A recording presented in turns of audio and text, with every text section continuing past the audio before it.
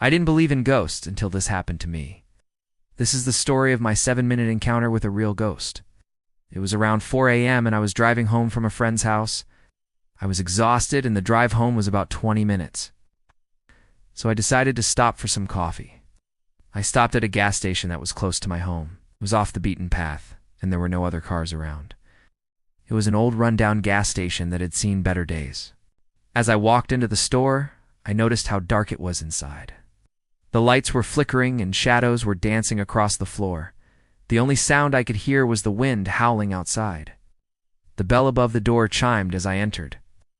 And as I turned to look, I saw a woman standing in the doorway. She looked like she was from another time, wearing a long flowing dress and a bonnet. Her face was pale, and her eyes were wide and scared. She took a step back, and then she disappeared. I stood there for a moment, unsure of what I had just seen. Was it a hallucination?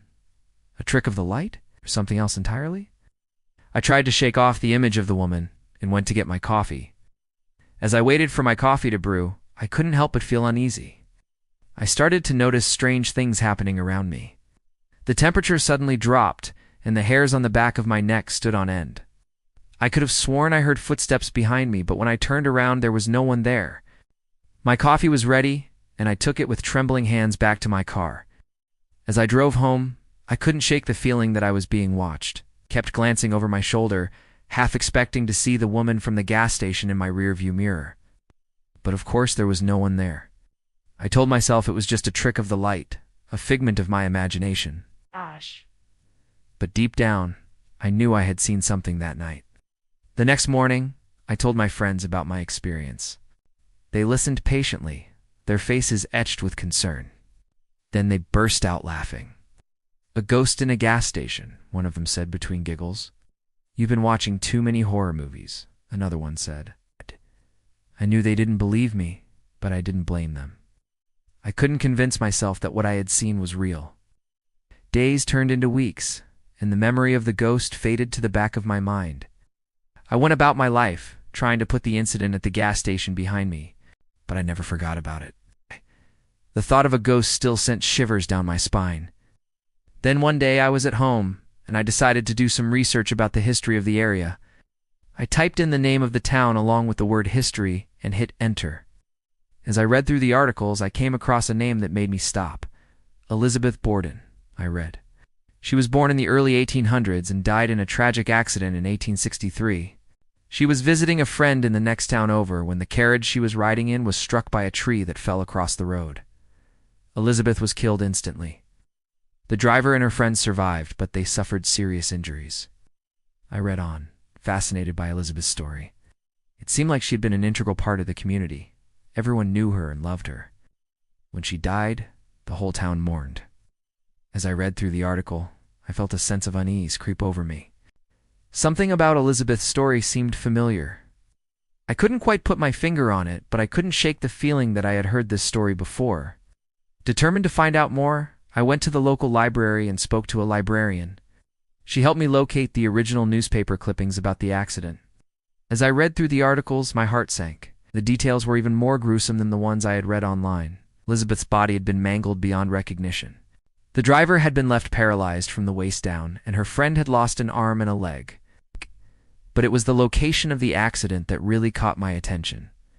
The carriage had been traveling along the same road that I had taken to the gas station, and the accident had happened near the old, abandoned gas station. A chill ran down my spine as I realized what I had found. The ghost I had seen in the gas station was Elizabeth. She had been killed in a tragic accident, and her spirit was now trapped in the old gas station. I couldn't believe what I had discovered, but I knew in my heart that it was true. I could feel Elizabeth's presence every time I passed by the old gas station. Sometimes I would see her standing by the road, her white dress flowing in the wind. Other times I would hear her voice, a faint whisper that carried on the breeze. One day, I decided to visit the site of the accident. I wanted to pay my respects to Elizabeth and see if I could feel her presence there. As I stood by the road, I could feel tears welling up in my eyes. Here was where she had died, here where her spirit had become trapped. I could almost feel her pain, the fear and anguish she must have felt as the carriage was struck. Suddenly I heard a noise in the bushes nearby. I jumped and turned to see what it was, my heart pounding in my chest. A small animal darted out and disappeared into the trees. I let out a breath I didn't realize I had been holding. Just a deer, I told myself. But as I continued to stand there, I could feel Elizabeth's presence growing stronger. I closed my eyes and reached out my hand as if to touch her. "I'm sorry," I whispered. "I'm sorry you died here. I'm sorry you're stuck here." As I spoke, I could feel a sense of calm washing over me. I knew in my heart that I had done the right thing, had finally found peace. And then it happened. As if in response to my words, the sun broke through the clouds and shone brightly on the trees around me. A gentle breeze rustled through the leaves, and the birds began to sing. It was as if nature itself was rejoicing. I stood there for a long time, soaking in the beauty of the day. Feeling the warmth of the sun on my skin and the breeze on my face, I could feel Elizabeth's presence beside me, her spirit at peace. When I finally turned to leave, I knew I would never forget this day. I had come to say goodbye to Elizabeth, and I had done that. I had said my goodbyes. As I drove past the old gas station, I glanced over at the road where Elizabeth had died. I could have sworn I saw her standing there, waving at me. I wasn't sure if it was my imagination or if it was really her, but I waved back anyway. I felt a sense of closure knowing that I had said goodbye to her and that her spirit was finally at rest. From that day forward, I never saw Elizabeth again.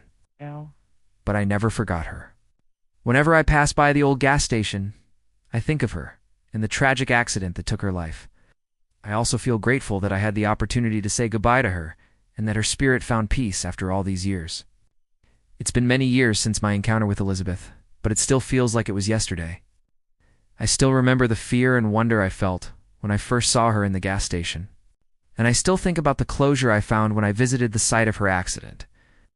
I know that some people will never believe my story, but that's okay. I don't tell it to scare people or to make them believe in ghosts. I tell it because it's my story, and it's a part of me. It's a part of who I am.